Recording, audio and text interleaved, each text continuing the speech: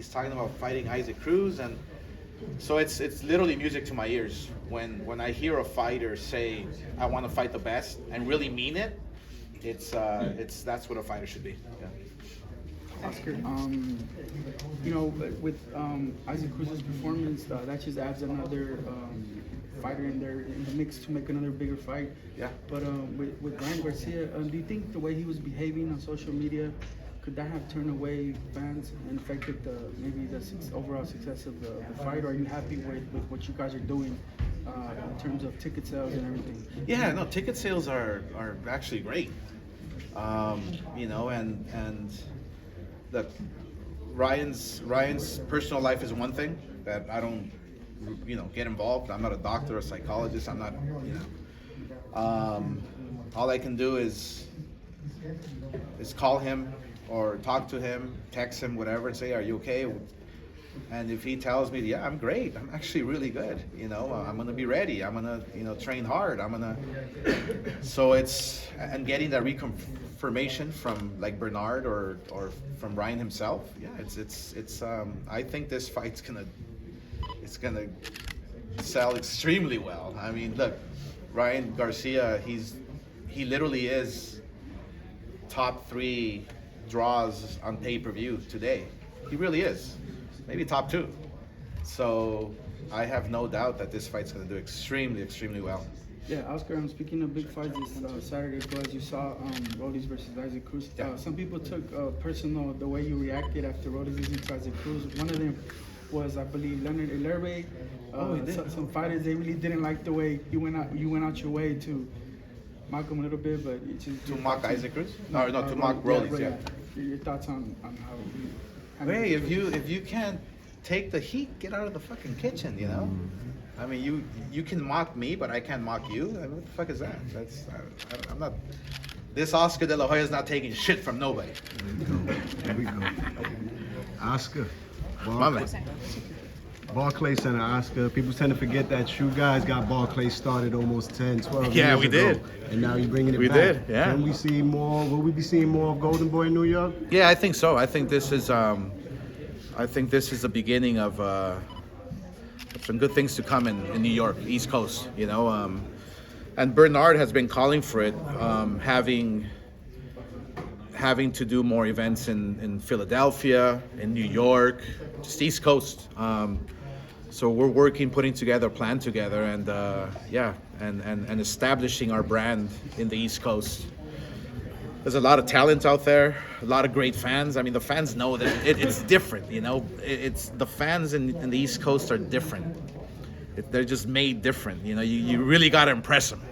So I think this fight here with Ryan and Devin Haney is a perfect fight for the East Coast and for the world to watch. I think it's, look, I don't think anybody's thinking that this fight is going to be a walk in the park for both guys. I think people know this fight's going to be a difficult fight for Devin and for Ryan. Also, you got Oscar Collazo coming to the Turning Stone Casino for Hall of Fame week, right? Yeah, we do. This kid, Oscar Collazo, is something special. He's a special fighter, so I want to keep him as active as possible. I told him, I think I told him if he fights like 5 times this year, That is in. So man, I don't know. I'm shaking in my boots, but yeah, we keep our fighters busy, man. We wanna make sure. Look, if we have a superstar in our hands, we wanna make sure we take him to the moon. That we know how to do it. And so Oscar Collazo fighting at the Boxing Hall of Fame weekend is going to be pretty special. The schedule is. Oscar, I was talking to Bob Arum today. He told me Shakur Stevenson, it's his last fight. Oh, is it? In the top ranked deal. Oh, July 6th will be, wow. And then he'll be a free agent. Interesting. Are you looking forward to making all the fights with Shakur that you've been calling for now that he could be a free agent? Yeah, that's interesting. I didn't know it was his last fight. I know Shakur has a date, right? In July 6th. I was already working, I think from the beginning of the year, for another date. I think it was in June for Cepeda. But I would love to make that fight. Let them fight their fights, you know, June and July or whatever it is, and then we can talk, you know, because I would love to make that fight. I think Shakur is one of the most talented fighters out there today, and obviously I believe in Cepeda, his punch output, his you know, his abilities in the ring to take a shot, to give a shot, throw punches and bunches. You know, he can, from my expertise, he can give Shakur some problems, you know, and vice versa. You know, it'll be a great fight. That's the bottom line. That's what we want. And if you do sign Shakur, obviously Ryan Garcia would be another palatable fight. Is that something you would like to do as well? Absolutely. Look, there's this stacked division at 140 pounds. Fighters can move up from 135 to 40, 47. You know, they're all in the mix. And I think, you know, literally the money guy there is Ryan Garcia. You know, whether you want to believe it or not, it's Ryan Garcia. Even after he got beat from Tank, you know, it's still Ryan Garcia. You know, just because I'm a golfer, so just because he beat Tiger Woods doesn't make you Tiger Woods, you know? That's just the way it is.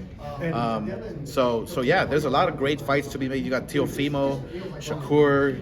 It's a stacked division right now. It's exciting. You were a fighter who fought for your free agency as well too, to control your career.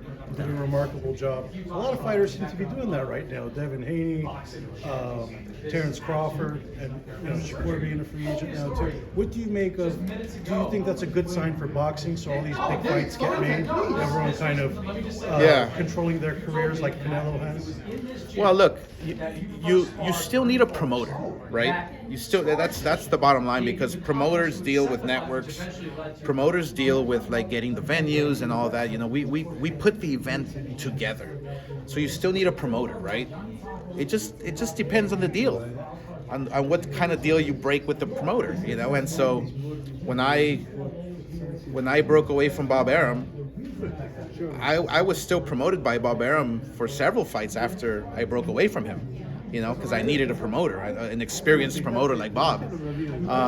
But yeah, taking charge of your career is pretty cool, but just keep in mind that, you know, just because it's Mayweather Promotions or just because it's you know, Haney Promotions, you still need that infrastructure. You still need that team of people to put the event together. You know, it's not easy. I'm telling you that much. It's not easy. I've been on that side. I've been on this side. If you have the right team, yeah, you can go very far. Thank you, Oscar.